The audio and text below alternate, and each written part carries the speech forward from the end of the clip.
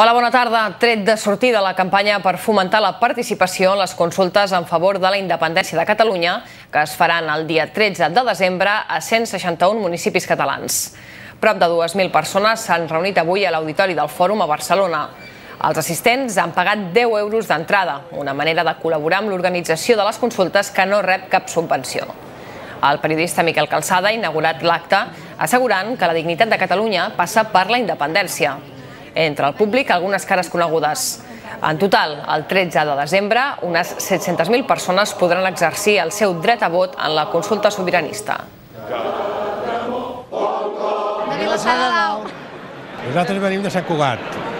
De Cardedeu. Nosaltres venim d'Arenys de Munt. De Badalona. De Valldoreix. No deixa de ser, al meu humil entendre, un prec desesperat perquè saben que el nou estatut és precisament això, una última estació. I sobretot perquè també saben que la dignitat de Catalunya només té un nom i el temen, la independència. Jo no deixo de ser un humil alcalde de poble de 2.500 habitants. Com voleu que jo negui la possibilitat a 60 ciutadans del meu poble que estan dins una comissió organitzadora, a 3 entitats adherides, a poder utilitzar les seves pròpies dependències pagats en recursos públics pels seus impostos? Com voleu que jo ho negui?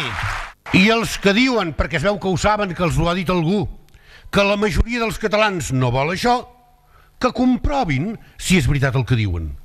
Que no tinguin por. Que vinguin amb nosaltres el dia 13 a votar i a animar a votar.